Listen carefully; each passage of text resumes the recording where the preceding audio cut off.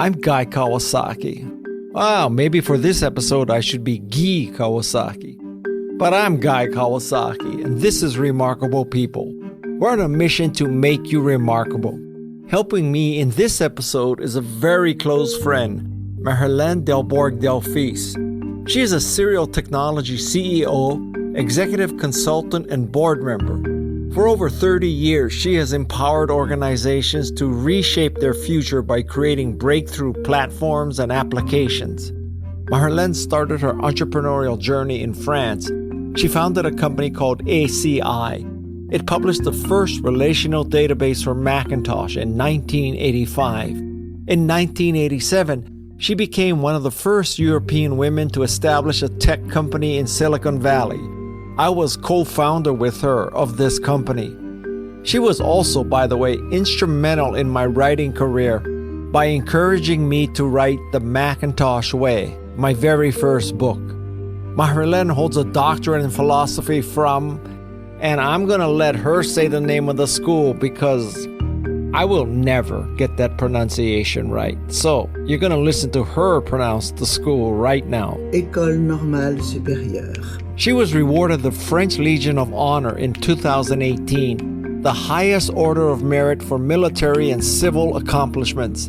Marylène has served as CEO for companies such as Exemplary Software, BricsLogic, and Talent Circles. In addition to these achievements, Marylène has written a new book. It's called Beyond Eureka, The Rocky Roads to Innovating. It's a remarkably executed explanation of innovation and entrepreneurship. I had the honor of writing the foreword for this book. I'm Guy Kawasaki. This is Remarkable People. And now, here is the remarkable Marylène Delbourg-Delphis.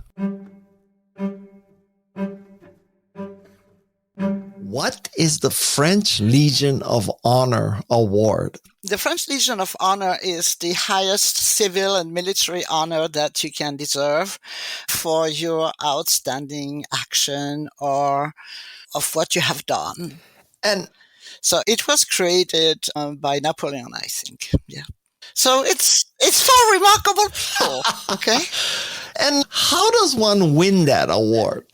You are nominated by people. And actually, I don't really know how it came to me. I think I was nominated by one of the French consul, Pierre-François Mourier, who used to be a consul, remarkable consul in San Francisco. And he came from the same school as I was, l'École Normale Supérieure. And he's a phenomenal Latinist, by the way. And after you win this award, what happens? I mean, when you fly into Charles de Gaulle, they just walk you through customs, or what happens? No, nothing happens. It's really a personal honor. It's not a stage. It's a prestigious but low-key honor, and you don't strut around and say, hey, I'm a member of the Legion of Honor and whatnot. No, you don't do that. Huh. It's very private in a way. It's both very public, so you have the list of people who have been honored, but it's not something that you shout about that much. Oh, okay. So I'm so surprised you asked this question. Well, I'm curious. Obviously, I could Google it, but I want to know from somebody who actually won it. On this podcast, we've interviewed a couple people who have won the MacArthur Fellowship, Angela Duckworth and Stephen Wolfram. So I asked them what's that like too. And then we actually interviewed the woman who used to run that program to find out how it works. And it's in a way similar. And these people don't go around saying, hey, here I am, and so forth. When you receive an award, the secret is I'm waiting for remaining humble. I'm waiting for the MacArthur Fellowship for podcasting. So that's my goal in life. But you have to be nominated. Okay. All right. So more on target for what you really want to talk about. Right. So let's start with an easy question. I want you to describe Woz. Was Woz an inventor or an innovator? I think he was first an inventor, and he became an innovator. The difference is that when you focus on the invention, you focus on the how-to. When you speak of innovation, you make sure that you insert your invention into a context, a social background, into a market. And I think that Woz has this double characteristic. He has this double talent because he was an amazing engineer. That's true. But he also understood that he was going to have users. So he was probably helped by Steve Jobs to understand that a market is very important. We have to live to survive. It's not enough to do a great product. You have to stage it. And so I think that the duo Woz and Steve Jobs was pretty amazing. But I think that Woz learned what an innovator was through capillarity, basically, through his relationship with Steve Jobs. This is the way I perceive it. I hope I'm right. and so you would say Steve was innovator, purely an innovator, not an inventor. Yes. I think that usually people speak of inventor or invention because it sounds more prestigious. It used to, at least. In reality, an innovator is, I believe, more incredible than an inventor. An inventor focused on one domain, and somebody like Steve Jobs was able to aggregate several domains and basically use the world as a big store of possibilities. And so he was able to dramatize, sometimes I say theatricalize, what was around him.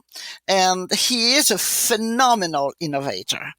So, of course, he had patents, over 400, but he didn't write those patents himself, okay? And it's still prestigious to have patents, but he is an amazing innovator. Now, does it make sense to you? You know him better than I did. Not necessarily. I think the world is full of people who think they knew Steve Jobs and they didn't. Well, you knew it better than most. Yeah. For better or for worse. Well, yeah, but I was inside the reality distortion field, so it's not clear that I knew what I was seeing. Yes, but you know what? I think you're right. You were inside the reality distortion field, but this is also how innovation operates.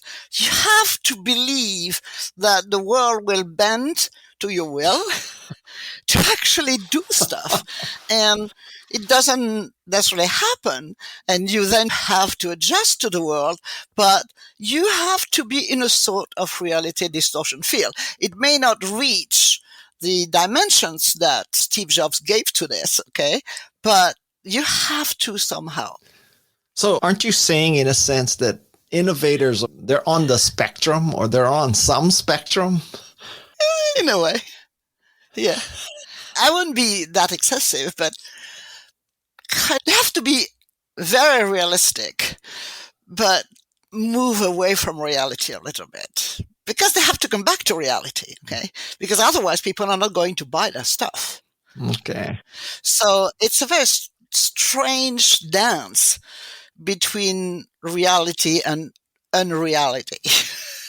Now, it seems to me that you use the term innovator and entrepreneur interchangeably. And I was actually surprised at that, because I think you can be an entrepreneur and not particularly innovative. So why do you use them interchangeably? This is what I mentioned in the beginning of the book, okay? And given that it's about innovation, I assume that I was speaking of innovative entrepreneurs only, because you are right. You can be an entrepreneur and you don't necessarily innovate. When you create a pizza in your neighborhood, you don't necessarily innovate. So in practice, given that the word entrepreneur is more often used than the word innovator, so I use them interchangeably, but in the beginning of the book, I put a caveat, meaning when I use entrepreneurs, innovator.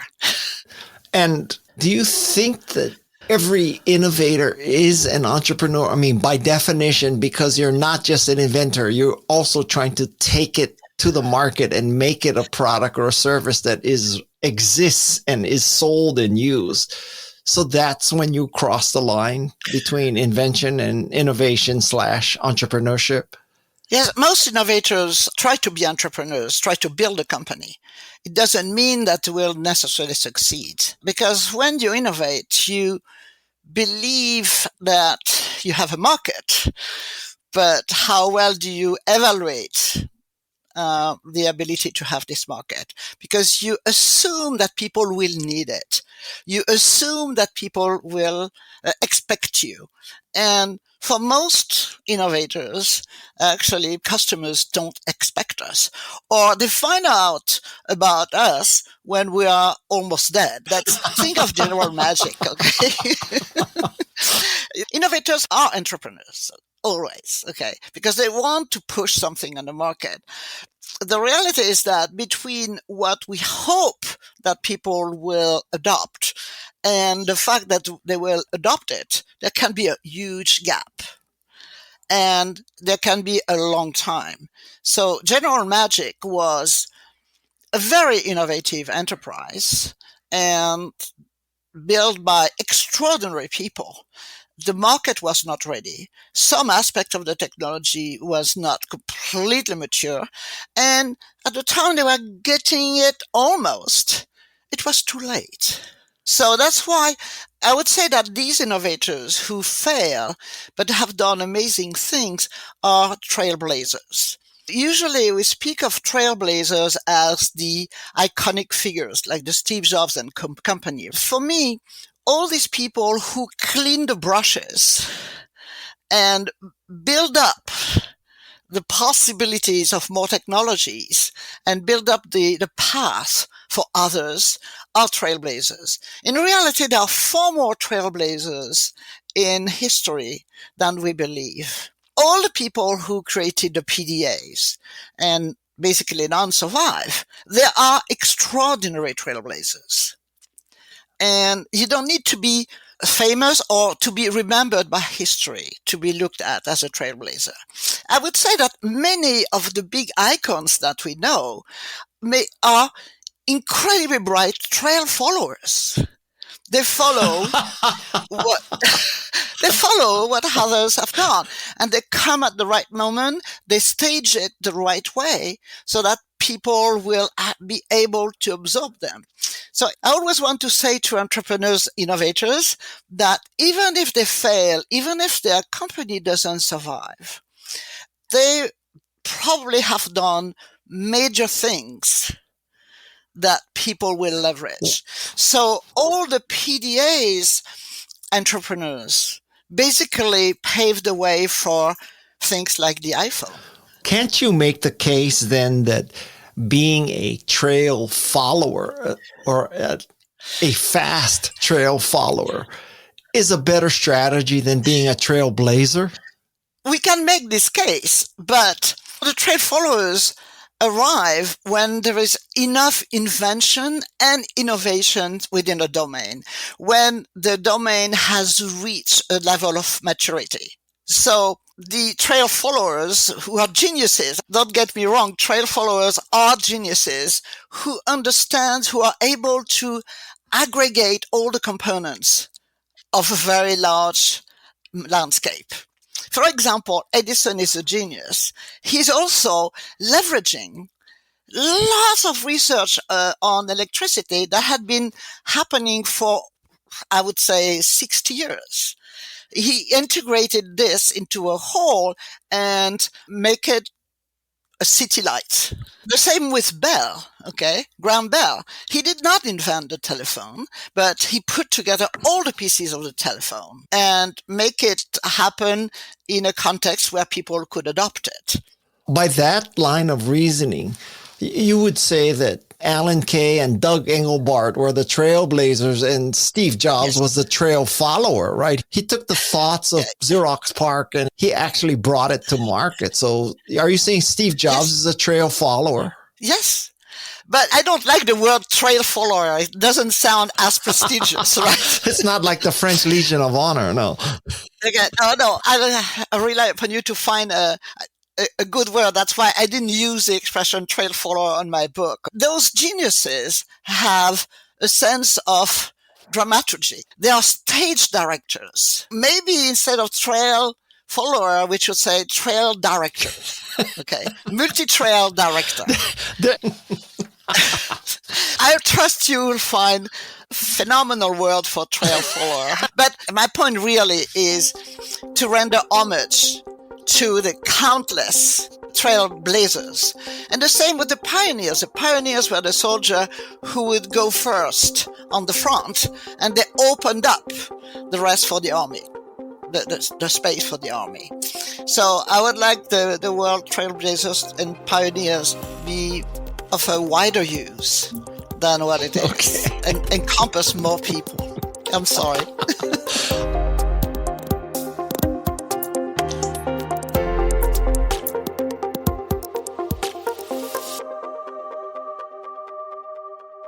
How would you judge Elon Musk?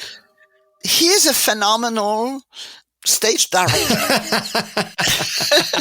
And he put together lots of trends, just like Steve Jobs, okay? He has not invented electric vehicle or self-driving vehicles. The idea, the dream for driverless vehicles started with the advent of automobiles, but the technologies were not ready. And so at a given time, things seems to come together.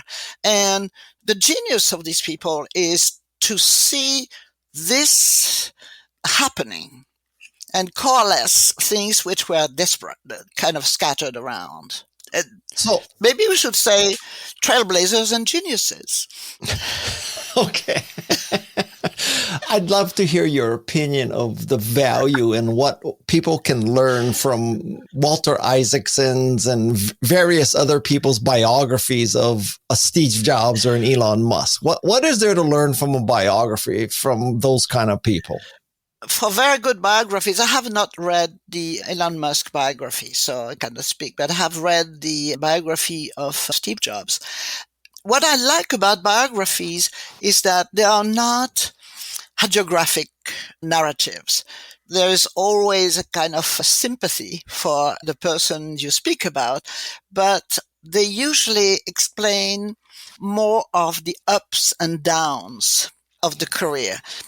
Most of the time in business courses, you give these geniuses as the example to follow without taking into account that their path has been sinuous, complicated, and that in many respects they have been lucky too. They also have been unlucky. And so what I like about biographies, it tells the story of the life of people and reintegrate genius within the vagaries of life with a minimal hagiographic aspect. And so I prefer also older biographies done by people who are not part of the business world. I love the biographies of Kodak. That's why I selected Kodak, because he was recounting the ups and downs of Kodak, of George Eastman, in a very factual, matter-of-fact fashion. Well, let me ask you something. So what do you think of books like Burn by Cara Swisher? Because she's part of the industry and she's writing about the industry. This is the way I have only started it, so I cannot speak in detail. This is the way she felt. So I think it's a testimony of how she perceived the world around her. And for this, I like this approach. We may have opinions about how she perceives that, how she describes it, but this is how she felt. And this by itself has value. And on top of this, she is a woman. And things may reverberate in her mind slightly differently. I would put that's mildly, yes. Slightly differently, yes. Okay. So no, we have to respect these kind of initiatives. When I read a book, I try to understand the mindset of the people who read the book. And when I disagree, I tend to give them the benefit of the doubt.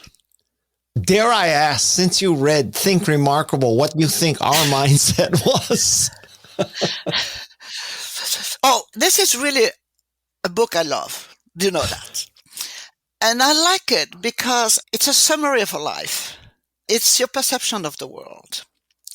It's actually not judgmental.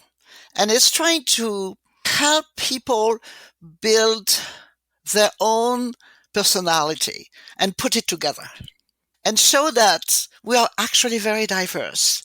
We are a multiplicity of people. I really like this book, and it's so much better than any self-help book because it's not normative. I don't know what normative means in that sense. Good or bad. You're not telling people you should do this, you should do that. You show them example of people who have done this and that. And then it's up to us to say, oh, maybe I could do this too.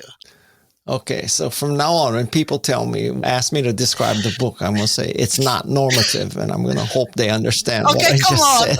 You are too hard on me. Okay. But this is an English word, right? I don't know. So you don't give absolute norms. You give goals. Okay, because I don't consider myself, nor do I ever want to be a self-help guru. I don't want to be. Exactly. There's never going to be a Guy Kawasaki, Madison Neismer course at the Ritz-Carlton where you're in 5 hours, we're going to tell you how to be remarkable. That ain't going to happen ever. Maybe Madison will do it, but not with my blessing. But there is one thing is you are able to have a real influence on people. And I'm in a very good position to say it. You helped me so much by who you were when you joined the company. When we started the company together, I learned so much by capillarity. You didn't tell me you should do this and should do that, even though you were probably more dogmatic at the time than now, but you let me learn from you. I think we learn from each other. People listening, you should understand that, because you wouldn't know this. Marylène and I started a company called ACI US, and we had a product called Fourth Dimension, or a Macintosh relational database. And it was because of her that I left Apple and I started this company. And, the rest is history. And also, let's just set the record straight that it was because of her encouragement that I wrote my first book, The Macintosh Way.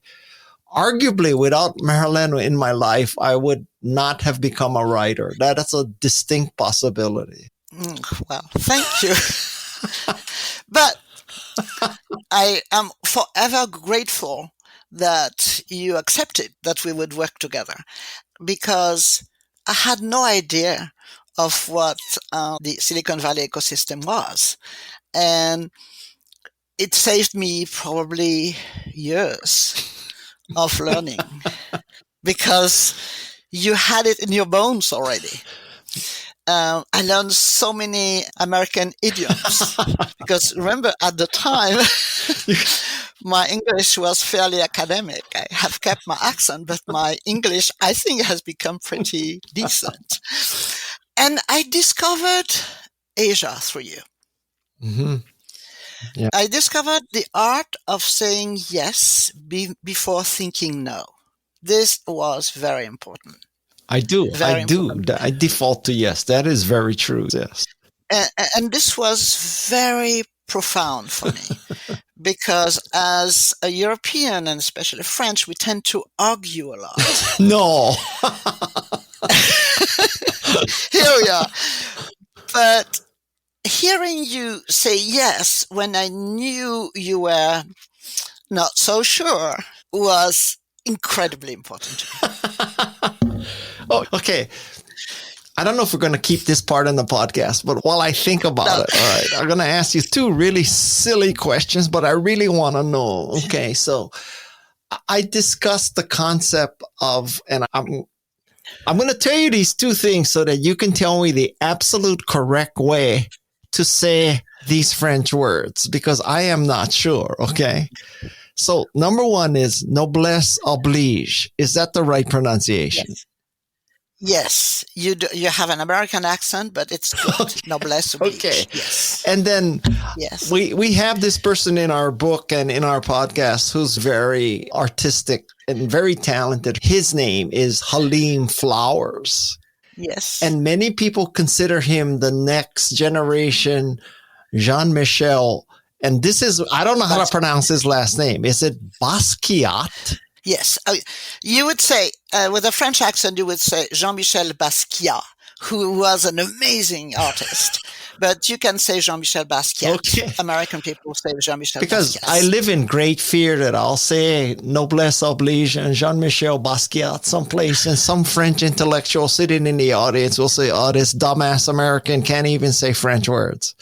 I disagree. The people who would think this way would just be silly. Okay, back on track here. So now, let's talk about disruption. Do you think disruption is overrated and it's like a bullshit venture capital term? It's definitely overrated. When you look at the history of the word, it really picked up in the 80s and 90s mostly. The word was used before in a completely different context and not in business context. The theme is, if you're not disruptive, you're going to die because somebody is going to do better than you do. Why would you need such a big word to express something which is logical? If you don't evolve, your company will die. That's about it. And it became sort of a cottage industry world for consultants. We are going to help you disrupt the world. In reality, when you hear an entrepreneur telling you that he is going to disrupt a field, either he is naive or he doesn't know the space. The evolution of technology and the adoption of technology is really progressive. You're not going to change all behaviors overnight. You're not going to kill IBM overnight if you want to kill IBM, okay? It's just like very naive. And it's a very negative view of innovation. In fact, innovators want to build, construct more than disrupt. What's the point of disrupting somebody else? The point is to build a business, right? And I do agree with René Maubin on Beyond Disruption. And in my book, I discussed the concept from a more historical standpoint, because the notion of disruption appeared in the 1980s, but the researcher using it did not think of it from the point of view of one company disrupting the planet at all. And the idea of disruption also came in sociological research to show that the evolution of the world history is not linear, it's not cause and effect relationship. And so what happened is that Christensen used a term which was getting trendy in the 70s, 80s, and use it into business. I think it's a good consulting business term. It does not describe the reality of how innovation happens. And if you, as an entrepreneur or an innovator, your goal is to disrupt everything, you're most likely to fail because people are not going to buy you. So are you saying that when you mention Christensen, you're referring to Clayton Christensen and the Innovators Dilemma. So are you saying the Innovators Dilemma is not accurate, or you're just saying that it's mislabeled? I think it's mislabeled. He gives interesting advice, but like many business books, so you need to have a sort of grandiose term to strike the mind of people and to build a school of idea, when in reality these are logical, interesting advice to management. In the same way as many other authors, we don't need to have those big labels. And certainly we don't need entrepreneurs to think that they are going to be disruptive, because first, usually great things start small. Okay. You understand you're talking to someone who's trying to make the word remarkable, just like the word disruption, right? No, and I think the good thing is that remarkable is more normal Okay? To be remarkable, this is a word that you say in everyday life. And so what you do is that you aggregate the various components of being remarkable. But in everyday life, you say, oh, this is remarkable. This person is remarkable. This book is remarkable. You show how the word remarkable has a wide range of meaning. I must admit, I never use the word disruption. Never. Okay. Okay, very good. So you make my point here. Yes, exactly. Okay?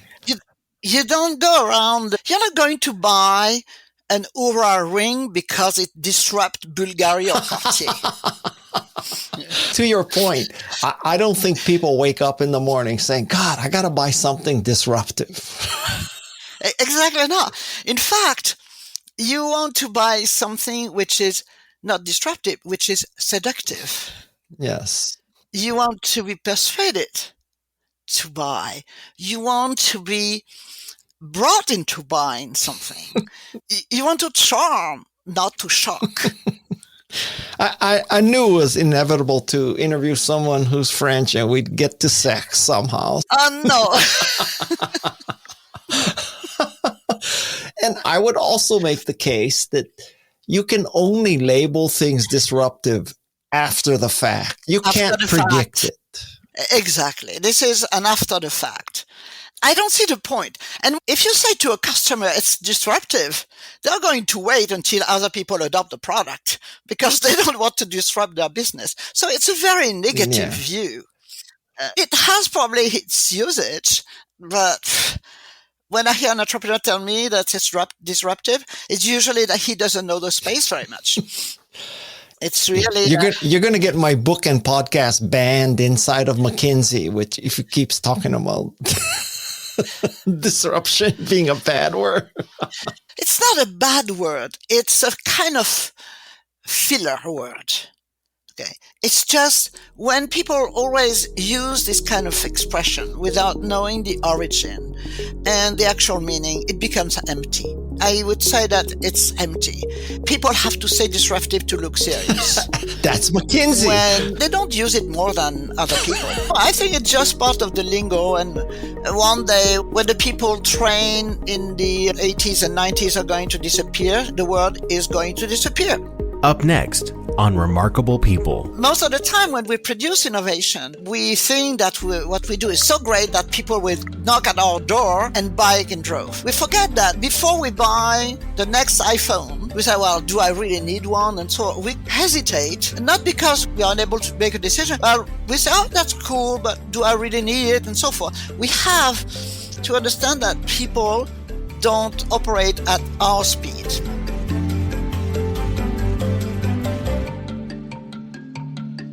Become a little more remarkable with each episode of Remarkable People.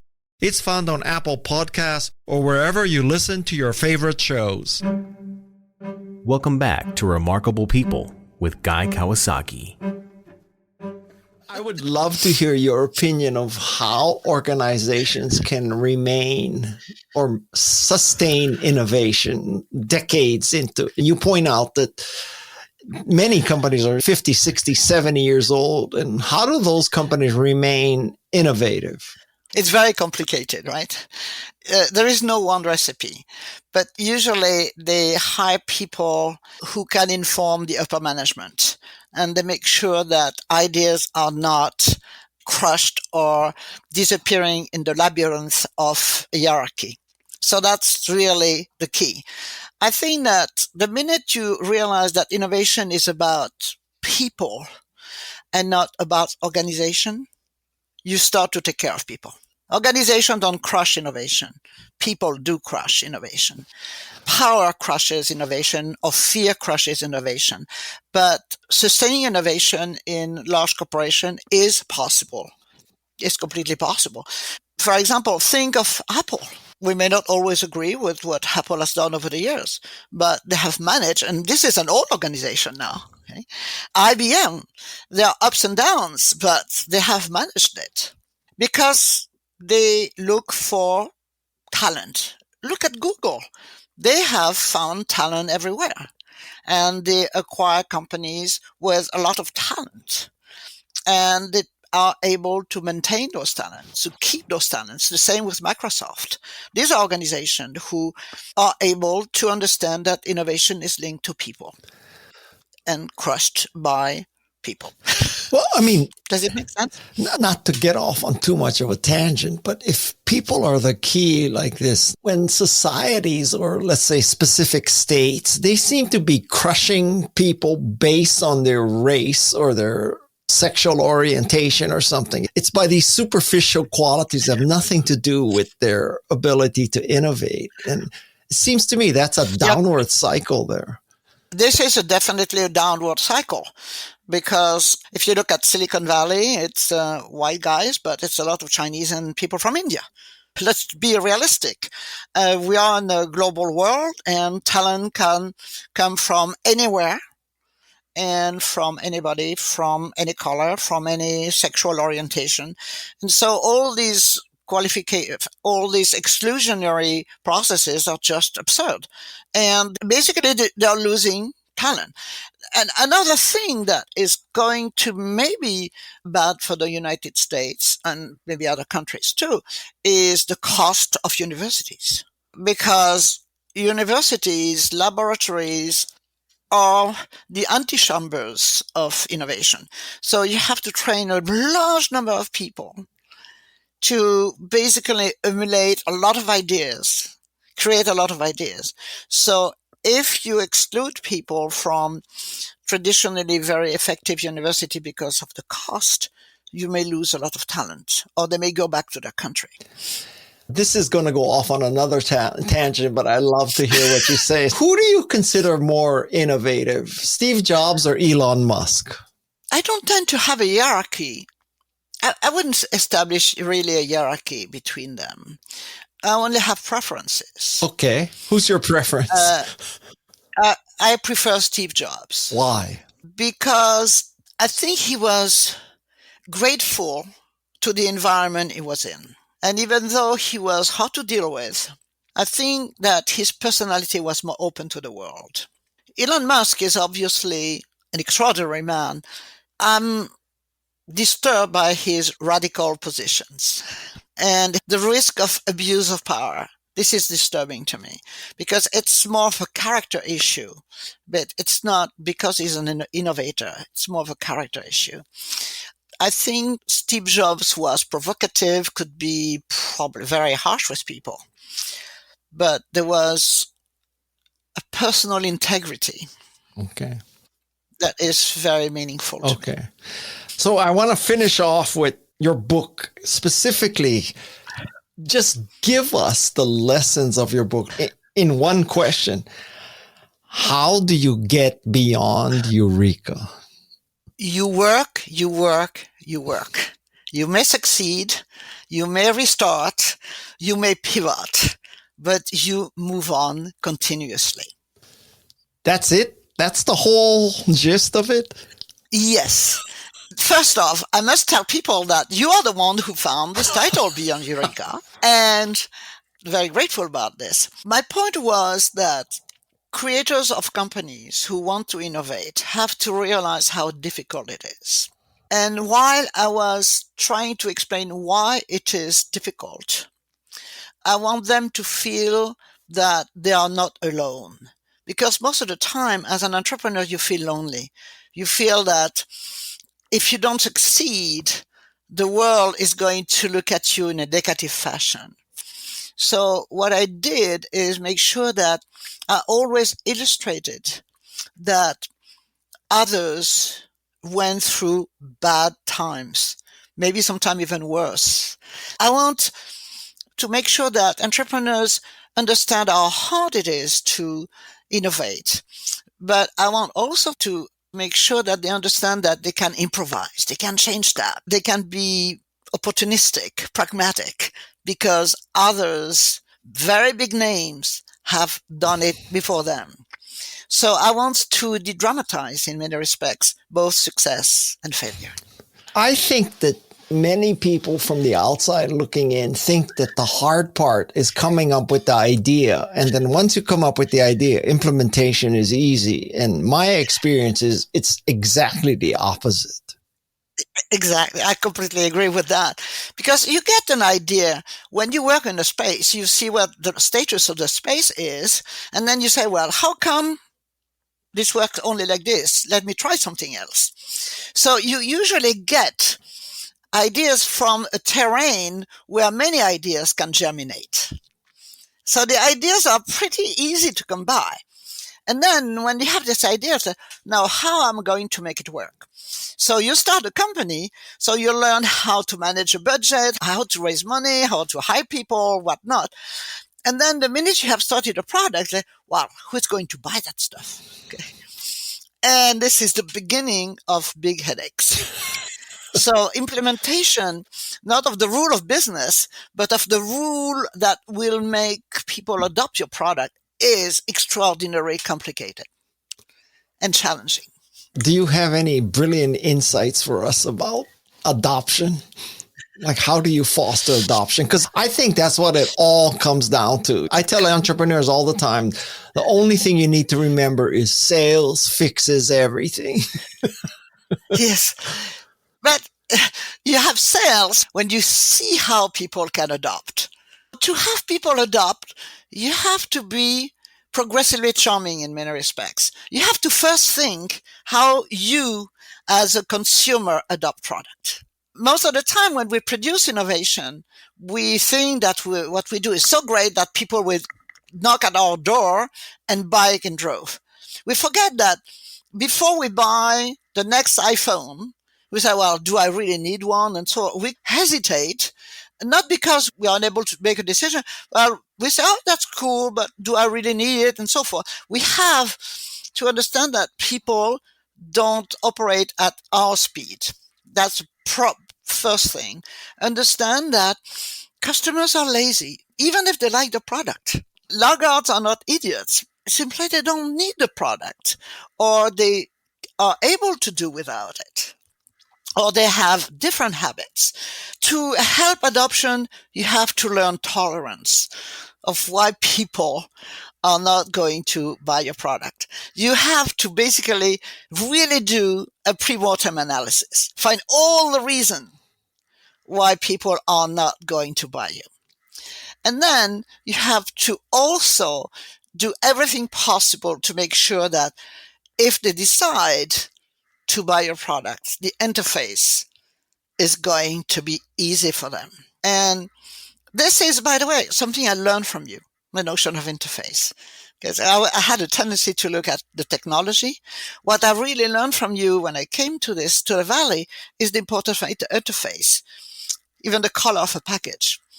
And when I was working on the history of technology for this book, I discovered that probably the genius of interface, the first big genius of interface, was George Eastman at Kodak. Yes. I think that everybody was working on better ways to make photography happen, democratize photography. And all of a sudden, there was somebody who said, you can click on a button, you being anybody.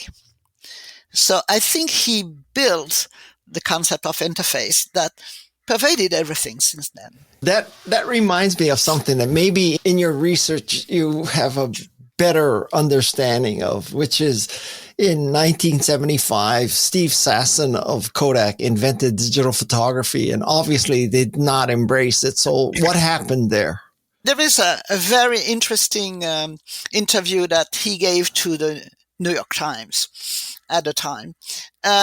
It was killing their cash cow. And probably the upper management of Kodak had aged too much, or the board had aged too much, so they could not project themselves 10 years, 20 years down the road. They did not think of what their grandchildren would want to use. They had arrived. They were not stupid people. They were simply stuck with themselves, with the age. I think it was generational. All right. So I have to tell you that I wrote a book called The Art of the Start 2.0, which goes over the basic mechanisms of how to start a company. But I do not at all address with any kind of quality that your book does. I think if you're an entrepreneur listening to this, or you're thinking of being an entrepreneur, you only need 2 books, The Art of the Start 2.0 and Beyond Eureka, because it'll tell you how to set it up and how to get past the idea. And that's what it takes to be a successful entrepreneur. Thank you so much. And I love The Art of the Start, which I've translated into French, the 2 versions of them. So, and if nothing else, now I know with great confidence that I can use the French name and the French concept of Noblesse Oblige, and I can go and... I have one more question about Noblesse Oblige. I have a negative reaction to the noblesse part of Noblesse Oblige because I do not like the concept of nobility in the sense that you're born into the royal family, and because you're a noble and you realize because you're such a wonderful person, you have this obligation that you're going to go help the peons. So I'm a noble person who's helping peons. Am I like reading too much into the concept of Noblesse Oblige, that it's this like kind of elitist wonderfulness? It is elitist, but maybe not elite by birth. The notion of Noblesse Oblige is respecting the sense of honor. It could be applied to anybody in the scale of being nobles, even low-born nobles. When you say, be a gentleman to somebody, you say Noblesse Oblige. There's a code of honor. Okay. So it's not nearly as negative as I was thinking. It's not at all negative. Oh. No. I got to change my speech. I'm glad I asked. It's not negative at all. It's behave honorably. Okay. There is the idea of privilege, but it really emphasizes the responsibility of privilege. The same way, be a gentleman. You are a gentleman, accept your responsibility and do the right thing. God, I got so much cleared up. I can go forth. I'll give you this opportunity. Just pitch your book. Tell people why they should buy your book. Read my book if you want to be encouraged all the way in the difficult path you have chosen, because you are not alone. I hope you enjoyed this episode with Marylène Delbourg-Delphis. She was an enormous influence in my career, both as a tech executive as well as a writer. If nothing else, I hope you understand the concept of Noblesse Oblige. May we all fulfill our Noblesse Oblige. Let's thank the crew. First, Madison Neismer. Madison Neismer is the producer of this podcast and co-author with me of Think Remarkable. Then there's the amazing sound design engineers, Jeff C. and Shannon Hernandez. And the rest of the crew, Alexis Nishimura, Fallon Yates, and Louise Magana. We are the Remarkable People team. We're on a mission to make you remarkable. Now I'm going to give you a little bit of homework. Check out Marylène's book. It's called Beyond Eureka. And while you're doing that, check out our book, Think Remarkable. We are truly on a mission to make you remarkable. Until next time, mahalo and aloha. This is Remarkable People.